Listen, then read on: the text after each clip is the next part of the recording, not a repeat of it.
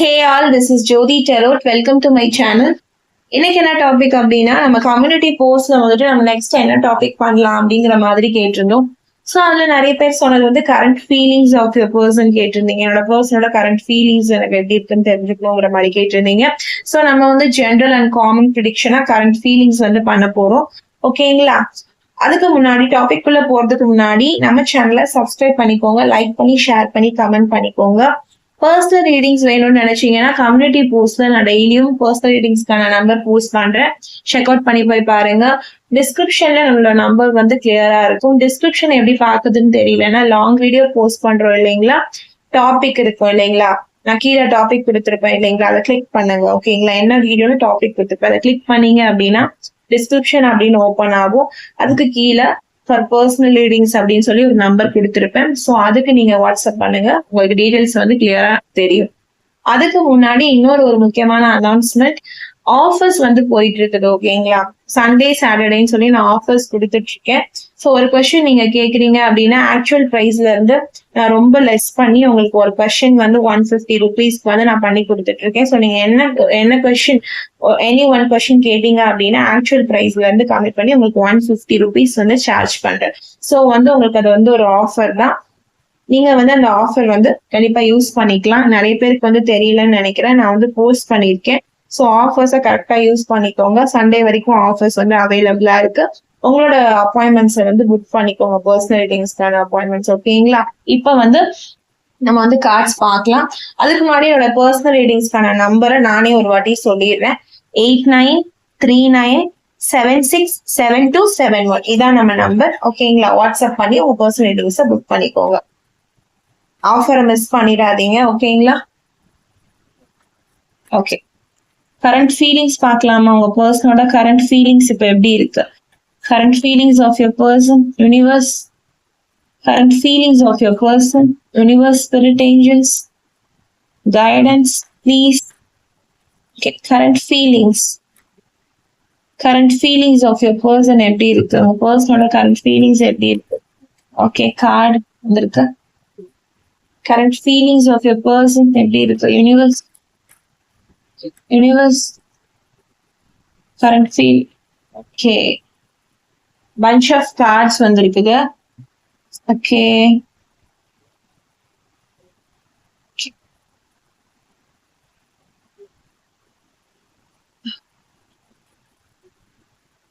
next, current feelings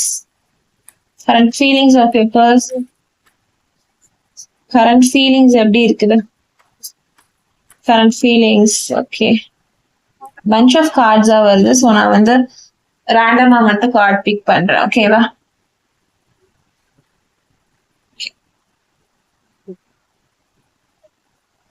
okay, cards arrange பண்ணிக்கலாம், அப்பதான் உங்களுக்கு கிளியரா இருக்கும். ஓகேவா? ஓகே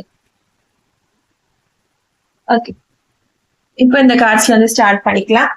கார்ட்ஸ் தெரியலன்னா ஒன்றும் கவலைப்பட வேணாம். வீடியோ புதுசா பார்த்துட்டு இருக்கீங்க அப்படின்னா நான் கார்ட்ஸை கிட்டக்க இப்படி காமிச்சுதான் சொல்லுவேன். ஸோ கார்ட்ஸ் தெரியாதவங்க டோன்ட் வரி, நான் கிளியரா சொல்லிடுவேன்.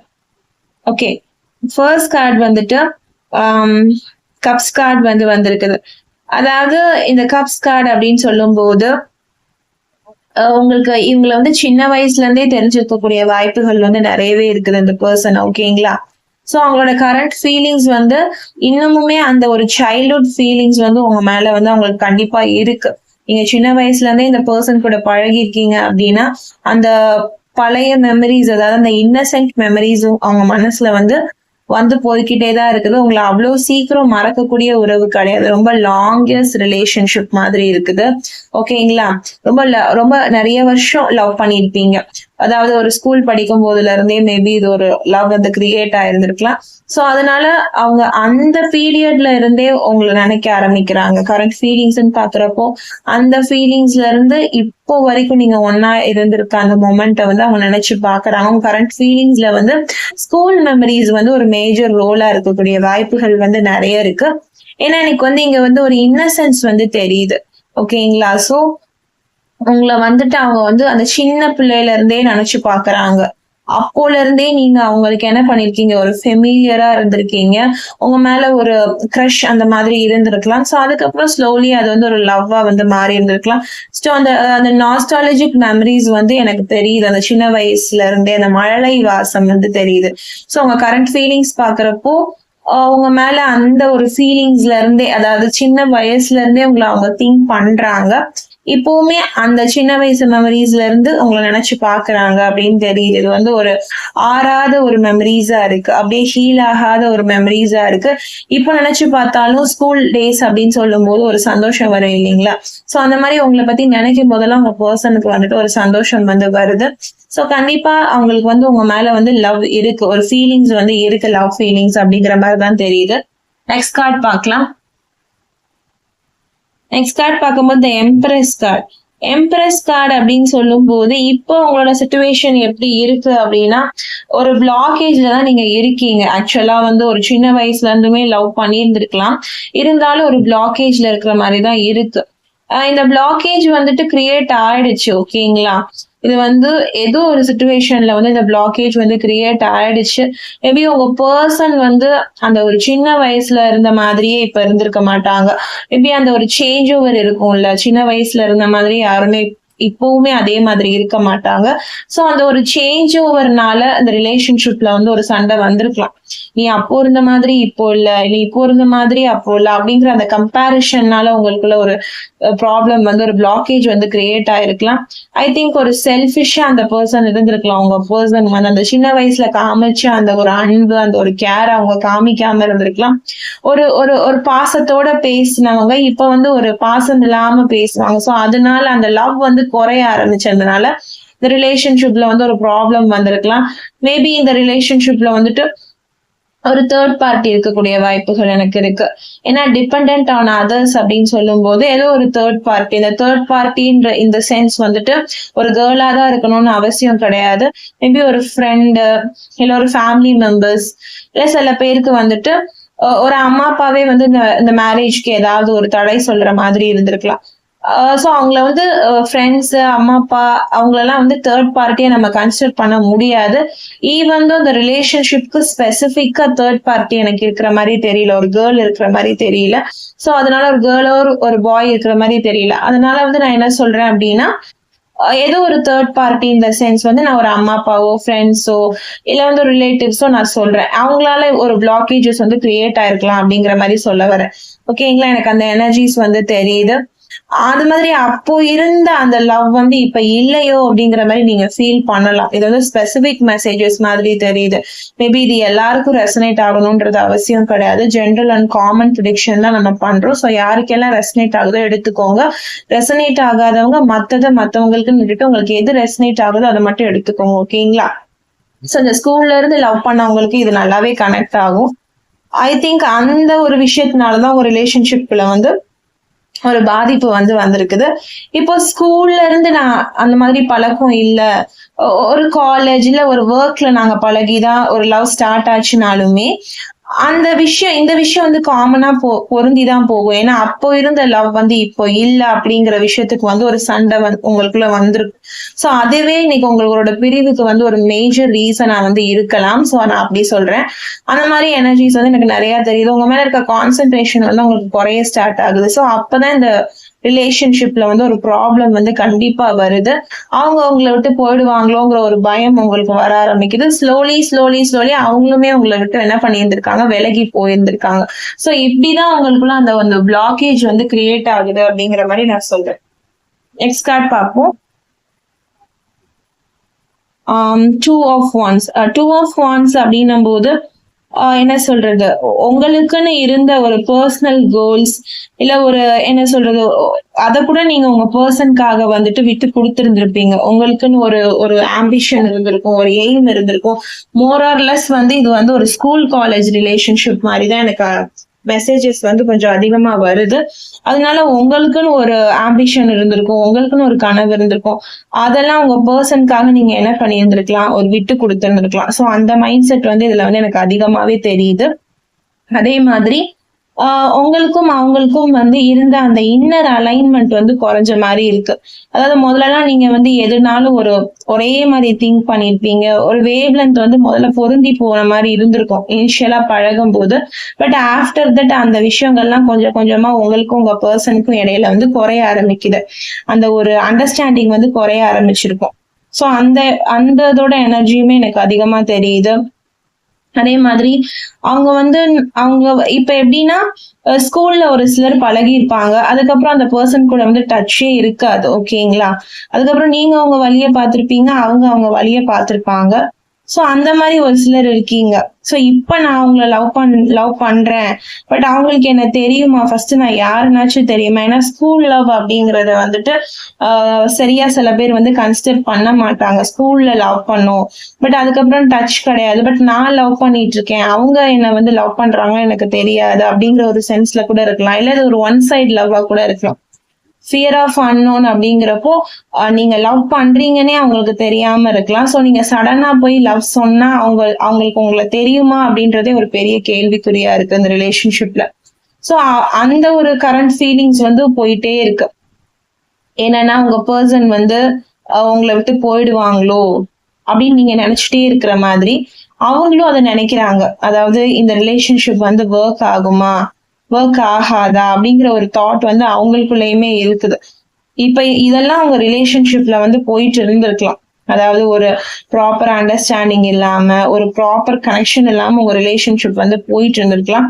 சோ அவங்களோட கரண்ட் ஃபீலிங்ஸ் இதுல வந்து பார்க்கும்போது என்ன தெரியுது அப்படின்னா இதெல்லாம் நம்மளாலதான் ஒரு பிளாக்கேஜ் வந்து இந்த ரிலேஷன்ஷிப் வந்து கிரியேட் ஆயிடுச்சோ, நம்ம வந்து இந்த ரிலேஷன்ஷிப்பை வந்து இன்னும் நம்ம வந்து சரியா வேல்யூ பண்ணலையோ அப்படிங்கிற ஒரு பயம் வந்து உங்க பர்சனுக்கு வந்து வர ஆரம்பிக்குது. நீங்க எப்படி நினைச்சிட்டு இருக்கீங்களோ அவங்கள எனக்கு தெரியுமா, அவங்க என்ன ரெகக்னைஸ் பண்ணுவாங்களா, நான் யாருன்னு அடையாளம் கண்டுபிடிப்பாங்களோ அப்படின்னு நீங்க நினைக்கிறீங்களோ அதே மாதிரி அவங்களும் நம்மள அந்த பொண்ணுக்கு யாருன்னு தெரியுமா, அந்த பையனுக்கு யாருன்னு தெரியுமாங்கிற ஒரு தாட் வந்து அவங்களுக்குமே போயிட்டு இருக்கு கரண்டா அப்படிங்கிறது தெரியுது.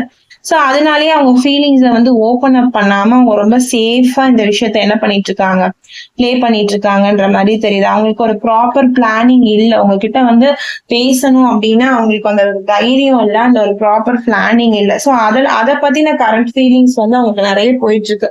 ஒரு லவ் அதை எப்படி நம்ம வந்து அவங்க கிட்ட சொல்றது, அவங்களுக்கு நம்ம யாருன்னு ஞாபகம் இருக்குமா இல்லையா அப்படிங்கிற ஒரு கரண்ட் ஃபீலிங்ஸ் வந்து போயிட்டு இருக்கேன். நான் ஆல்ரெடி சொல்லிட்டேன், அந்த மோரார்ல ஸ்கூல் காலேஜ் லவ் மாதிரி தெரியுது.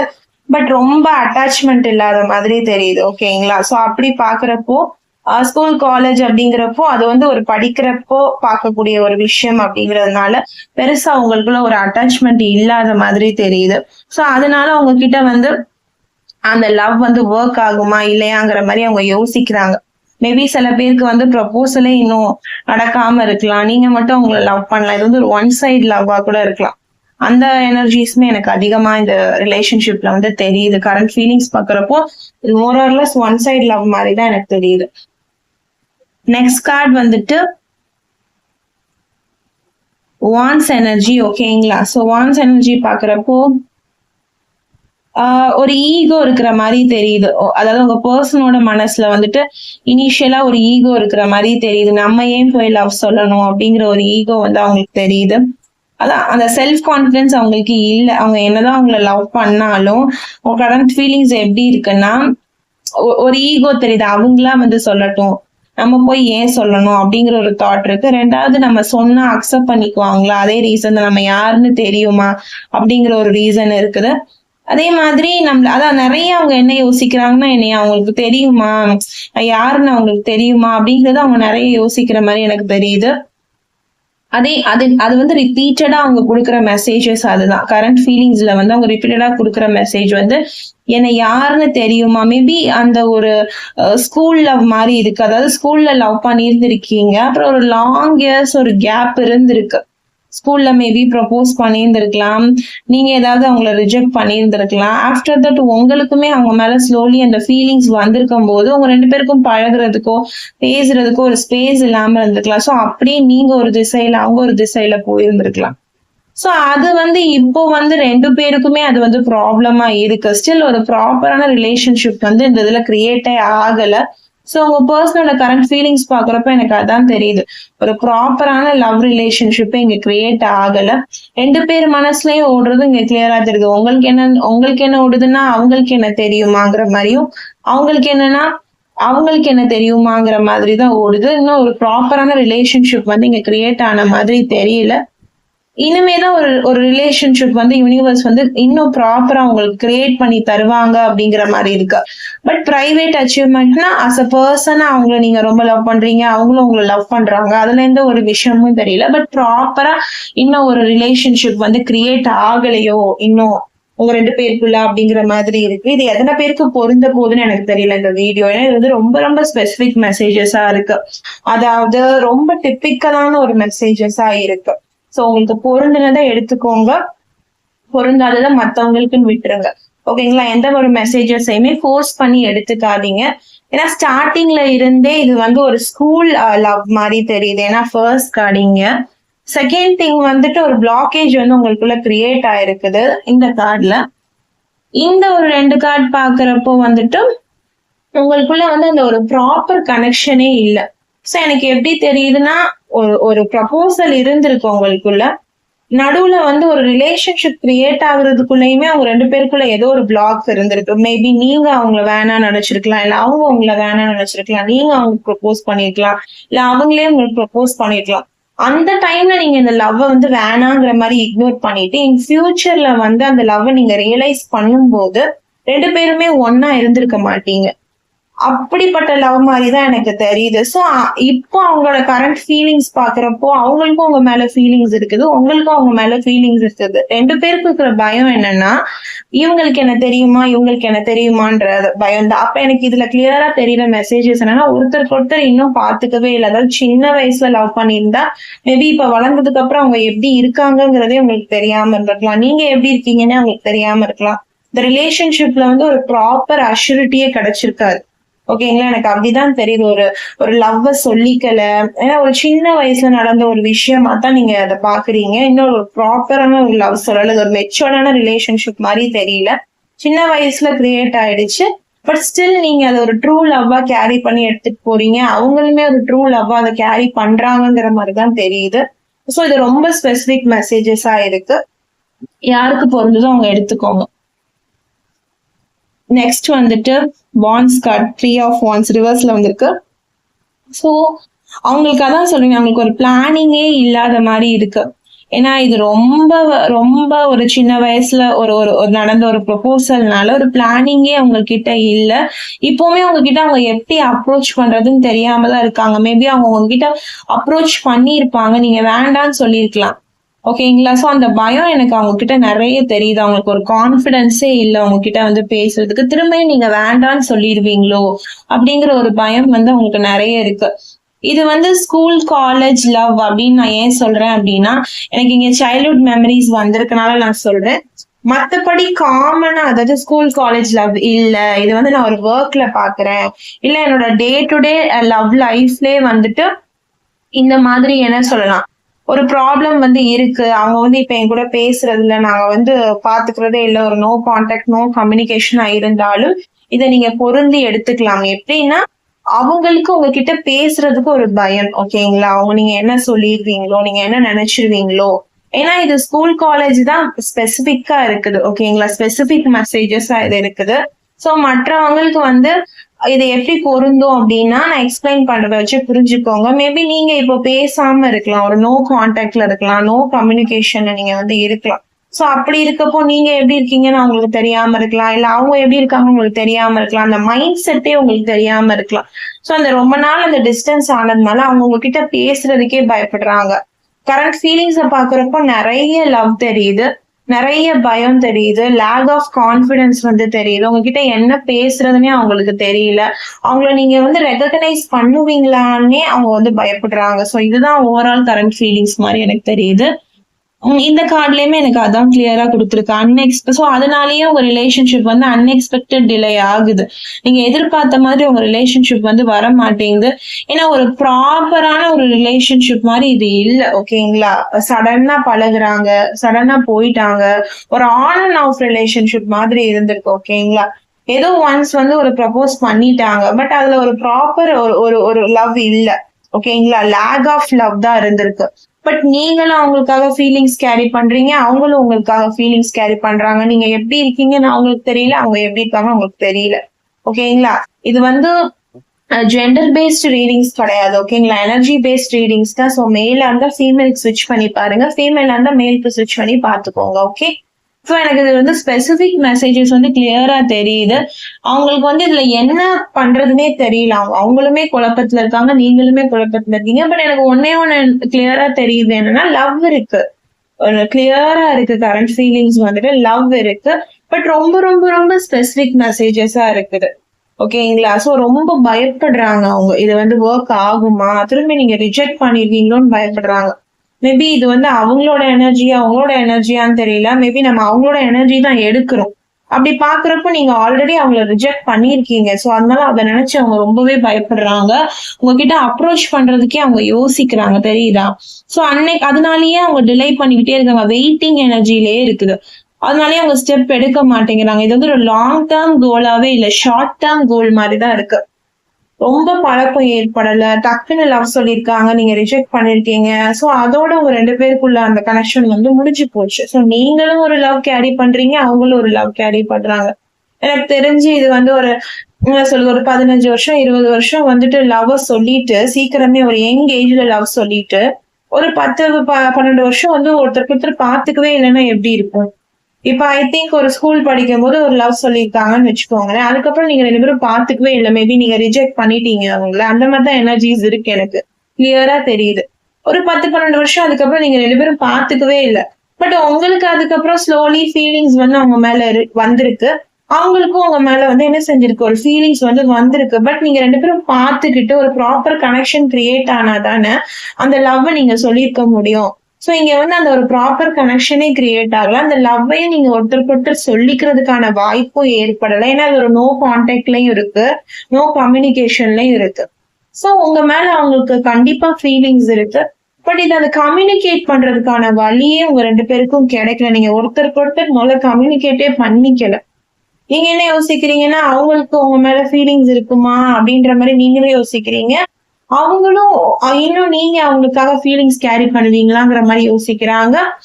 உங்களுக்கு தெரியுமா அப்படிங்கிறதே அவங்க பயப்படுறாங்க. அந்த அளவுக்கு அப்போ இது எனக்கு அது அது கிளியரா தெரியுது. அப்ப இது வந்து ஒரு சைல்ட்ஹுட் ரிலேஷன்ஷிப். ஓகேங்களா? ஐ திங்க் ஒரு என்ன சொல்றது, ஒரு 5th ஸ்டாண்டர்ட் 6th ஸ்டாண்டர்ட்ல வந்துட்டு நீங்க பார்த்திருப்பீங்க போல. ரொம்ப ரொம்ப தெரியுமான்னு யோசிக்கிறாங்கன்னா, அப்போ ஒரு குழந்தை பருவத்துல இருந்தே அவங்க உங்களை பார்த்திருந்திருக்கலாம். சோ இப்போ அவங்க வளர்ந்து எப்படி இருக்காங்கங்கிறது உங்களுக்கும் தெரியல, அவங்களுக்கும் தெரியல. சோ இந்த மாதிரி ஒரு கிளியர் மெசேஜஸ் வந்து தெரியுது. சோ 2 பேருக்கும் ஒருத்தருக்கு ஒருத்தர் பார்த்தீங்கன்னா ஐடென்டிஃபை பண்ண முடியுமானே தெரியல. பட் அந்த லவ் கனெக்ஷன் மட்டும் உங்களுக்குள்ள ஓவர் த இயர்ஸ், அதாவது ஒரு 12 இயர்ஸ் 15 இயர்ஸ் 20 இயர்ஸ் வந்து உங்களுக்கு அந்த கனெக்ஷன் மட்டும் இருக்கே தவிர்த்து ஒருத்தர் ஒருத்தர் நீங்க பாத்துக்கவே இல்லை. சோ நீங்க நீங்க என்ன யோசிக்கிறீங்கன்னா, அவங்களுக்கு இன்னும் என்ன தெரியுமா, இன்னும் என்ன ஞாபகம் வச்சிருப்பாங்களான்னு யோசிக்கிறீங்க. அவங்களும் நீங்களும் இன்னும் அவங்கள ஞாபகம் வச்சிருப்பீங்களா அப்படிங்கிற மாதிரி யோசிக்கிறாங்க. சோ அந்த மாதிரி இது ஒரு ஸ்பெசிபிக் கனெக்ஷன் மாதிரி தெரியுது. கரண்ட் ஃபீலிங்ஸ் பாக்குறப்ப ரொம்ப ரொம்ப ஸ்பெசிபிக்கா இருக்கு. அது மாதிரி ஹெர்மிட் கார்டு. ஓகே, நான் சொன்ன மாதிரி அவங்களே அவங்க யாரு அப்படிங்கிற ஒரு ஒரு ஒரு விஷயத்துக்குள்ள அவங்க போறாங்க. ஓகேங்களா? சோ அவங்க வந்து நிறைய இதுல வந்து நாலேஜ் வந்து கெயின் பண்ணணும்னு நினைக்கிறாங்க. அதாவது நீங்க எங்க இருப்பீங்க, எப்படி இருப்பீங்க, இதுல உண்மை என்ன, ஒரு ஒரு சின்ன வயசுல நம்ம ஏதோ வந்து ஒரு ப்ரப்போஸ் பண்ணிட்டோமா, இல்ல உண்மையிலேயே நம்ம இவங்க நம்ம 2 பேருக்குள்ள ஏதாவது ஒண்ணு இருக்கா அப்படின்னு அவங்களே நிறைய யோசிக்கிறாங்க. தனிமையில இருந்து நிறைய யோசிக்கிறாங்க. நிறைய அவங்க இன்னர் கைடன்ஸ் எடுத்துக்கிறாங்க. நிறைய மெடிடேஷனுக்குள்ள போறாங்க. கான்சியஸா திங்க் பண்ண ஸ்டார்ட் பண்றாங்க. இது வந்து என்ன மாதிரி ஒரு ரிலேஷன்ஷிப், இது வந்து ஒரு சின்ன வயசுல கிரியேட் ஆன ரிலேஷன்ஷிப்பா, இல்ல வந்து இது வந்து ஒரு லாங் டைம் இந்த ரிலேஷன்ஷிப் எடுத்துட்டு போலாமா, இது ஒரு மெச்சூரிட்டியான லவ்வா, இல்ல இது ஒரு சைல்ட்ஹுட் லவ்வா அப்படிங்கறதுல அவங்களுக்கே ஒரு கன்ஃபியூஷன் வந்து இருக்கு. எனக்கு தெரியல, இந்த வீடியோவே ஒரு டிஃப்ரெண்டா இருக்கு. இது எத்தனை பேருக்கு பொருந்தலன்னு எனக்கு தெரியல. ஐ திங்க் யூனிவர்ஸே எனக்கு இந்த மெசேஜஸ் வந்து எனக்கு ஸ்பெசிபிக்கா சொல்லியிருக்காங்க. ஐ திங்க் நான் 3rd டைம் இதை ஷூட் பண்றேன். 2 வாட்டி எனக்கு வந்து வீடியோ வந்து சரியாவே வரல. ஐ திங்க் வந்து வேற வேற கார்ட்ஸ் வந்து போச்சு. பட் உங்களுக்கான கார்ட்ஸ் வந்து இதுதான் போல. யூனிவர்ஸ் வந்து எனக்கு வந்து ஒரு தடை பண்ணி தான் தேர்ட் டைம் நான் அந்த ரீடிங் எடுக்கிறேன். ஸோ முதல் 2 டைம் வந்து வேற வேற கார்ட்ஸ் வந்து வந்திருந்துச்சு. ஓகேங்களா, ஒரு காமன் அண்ட் ஜென்ரல் மெசேஜ் எல்லாருக்குமே ஓரளவுக்கு பொருந்துற மாதிரி தான் வந்திருந்தது.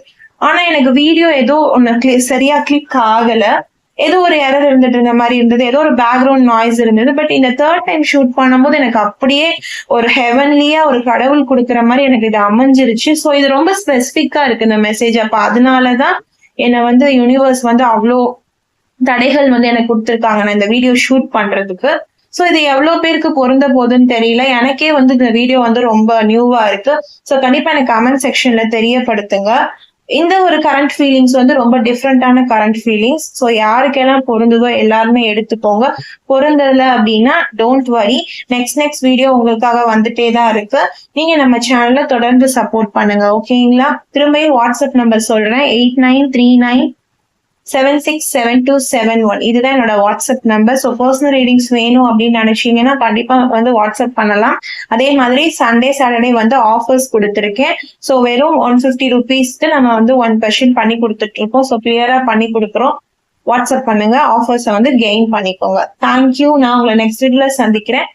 எப்பவுமே சொல்ற மாதிரி தான், always manifest a wonderful life ahead. Stay positive, be positive. Bye.